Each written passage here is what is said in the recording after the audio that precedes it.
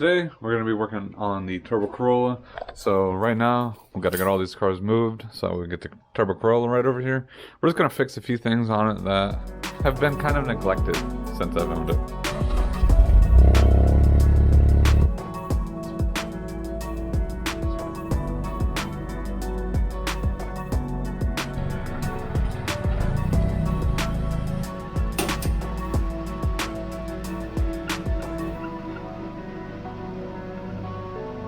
I just started having another weird noise too on this car, but it honestly seems like from the stiffer motor mounts, I think some of my intercooling piping is vibrating against the frame of the car. And so as soon as I pushed up on it, it kind of eliminated that noise. So that is something I do need to try to get that, the intercooling piping on this car a little bit better, because I do know it is rubbing in a few spots, and especially over here underneath the AC compressor. All in all, it's still good, but I do need to figure that out. And I also think I have a leak over here, but that's for another day. Today, we're just going to work on visually making this car look a little better, because I noticed these windshield wipers are starting to look a little iffy, so I want to take them off, clean them up, and give them another paint job, because this one is starting to chip and rust away. So we'll probably sand them down a little bit, give them a good paint job, and then also try to restore this trim a little bit. And of course, it's bright and sunny outside and it's raining, so let's do that. And then another thing that I want to try to tweak real quick, which I'm not sure if it's going to be real quick or not, but my clutch pedal, when I had replaced the clutch master cylinder on this car, I adjusted this, and now my clutch pedal is probably like an inch and a half higher than, like, say, my brake pedal.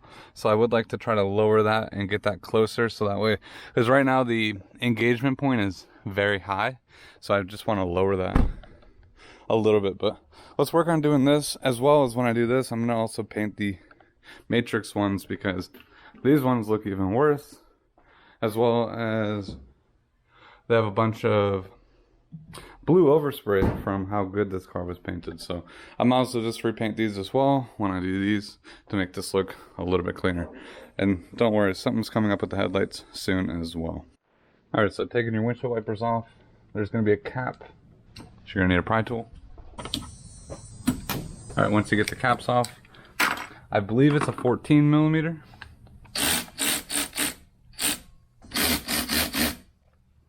I did pick myself up a fancy ratchet. I've never owned one, and I have to say, it is very nice. So here's one. And here's the second one. Alright, so we're going to want to take off the actual wiper blade itself. I'll try to clean these up. These wipers actually still work really good, so I'm not going to bother replacing them. But it's the actual frames themselves. So we'll give this a light scuffing with some sandpaper and try to smooth out like this void. And also, I don't know if someone had respray painted these in the past. You can kind of see how bubbly it was looking before. So maybe we'll see if we can sand that out as well. But let's get all this stuff cleaned up, ready to paint. Alright, so I just got the matrix ones off, and these definitely will make a drastic difference doing this. And I found some 400 grit sandpaper. I think that should be good enough to scuff these up. The paint should definitely fill in a lot of things, but I'm going to be resting them out here.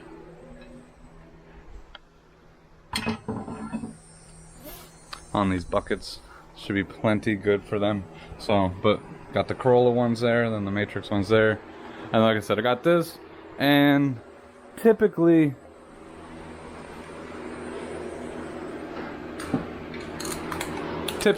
people use satin or matte black paint. I don't have any, and I'm trying to do this cheaply, so I'm going to use gloss black. I don't see a reason why you can't use gloss black. I just think the reason they do satin or matte is to kind of match the trim piece. So, but this is what I'm going to use. This is what I have. I'm not going to spend another $5 on another can of paint that I don't think it's gonna make that big of a difference. So let's shake this up for the next couple minutes. And it's only like 80 something degrees here, but its humidity is like super high. So hopefully everything lays down good. But we're gonna shake this up, give everything a good scuff, and try to blend in that one rust spot that I see on here. And then hopefully these things will look brand new after we're done with them. All right, so I got everything sanded down with the 400 grit. This blended almost okay. Hopefully you won't notice it during the paint, and I can do a heavy enough coat where it'll blend right in. But got both sets good. Got this all shooken up. So now it's time to lay our first coat on here.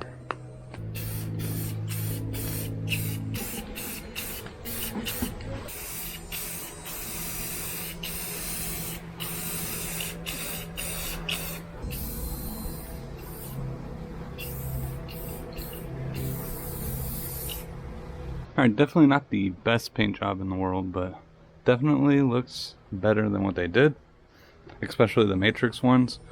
I can definitely tell you there was something going on with that spray can, because it was just bubbling up, like it wasn't atomizing, I guess you could say, or something like that, the correct way. But once I got over here, it seemed to get a little better, and I was just wiping the nozzle as I was painting it. So we're gonna let these sit, but let's move on to the trim and see how we can get that looking. I have a few options to try to get this trim looking a little better. I was going to use a trim restore thing that I had, which was right here, and this actually works really good. I've used it a few times and it actually keeps it black pretty decently, but obviously this stuff is not permanent. So the next thing I was thinking about, and I forgot that I had some, was some Avalon King ceramic coat. I've seen a lot of people do this, so hopefully we can turn this and make it look black and last pretty much a long time, because not only will this restore it, but it'll also protect it. So I'm thinking, especially looking at how the sky's getting, I might just pull this off and do it in the garage, because obviously I don't want this stuff to get wet, and it's supposed to cure for, I believe, 24 hours. So on here it's not as big of a deal, but would like to have it cure as long as possible. So let's pull this out, that way I can get into all the nooks and crannies easier. On this, it's just a few clips, I believe, and then this shroud should come out as long as you have your windshield wipers off.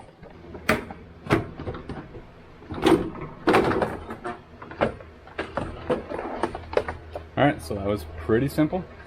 So having this out of the car, you can actually really see how badly this has aged over time. I mean, this is kind of protected, but it's still kind of a lighter black. But this stuff that hits the sun every single day is definitely destroyed. So let's start. I'm gonna give everything a really good cleaning, and then we can go to the Avalon King and start wiping that on here. This doesn't need to be perfect by all means. I'm just giving it a good clean with some isopropyl just to make sure I get the best results. Alright, I'm going to start with this side first, just so we can get a decent before and after, or after and before. So I don't know if you guys can already see how much darker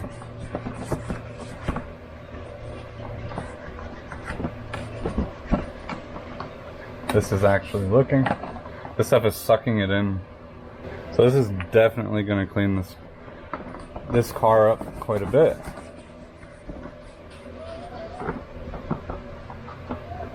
Alright guys, so it has gotten a lot darker outside because it's very overcast now, waiting for it to rain. But look at the difference between this one and that one. I mean, it is insane to literally, when I was doing it, it didn't seem like I was doing that much. I mean, it was just kind of looking a little streaky, and this will still have to probably be wiped off just a little bit, but literally look at the night and day difference. And all it is just rubbing it on there with ceramic coating. So now let me dive into this one, and then we'll get both of these looking brand new again. Alright, so I just did both pieces, as well as this little weather strip that goes on here. I ceramic coated that, and they look really good. You can tell the spots that I did not hit. I gotta take the rag off of the pad and try to wipe in there manually, because obviously the square pad doesn't let me get all the way in there, but you can kind of see like all the lighter spots are where the ceramic coating didn't touch. But the main spots that you're gonna see from outside the car are looking brand new. So I'm also gonna give the glass a really good cleaning right there. I don't know if you can see the dirt line that's right there. We're gonna clean that too before we put everything back on. And let's go check on the wipers too real quick and see how those are looking. I'm gonna close my hood real quick.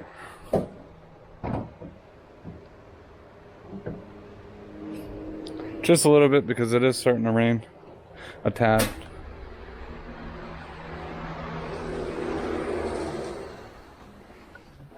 But if we come in here, they look better. They definitely look better. Are they the best quality out there? No. Especially the Matrix one, it looks like it has like something got into the paint. These ones don't look as bad at all, but it is starting to rain, so we're gonna hopefully give it a few minutes and the rain will stop, and then we can continue on with what we need to do. Alright, so after downpoured for about an hour, it is finally lightening up. Let's see, hopefully nothing got wet. Well, I'm about to make everything even wetter opening the hood. So, but everything mostly stayed dry. So now we can kind of put everything back together. I'm gonna wipe everything down so I don't drip any more water inside of there, and then we'll put everything back together and look at the before and after difference, and then we'll hop onto that clutch pedal that I want to adjust real quick.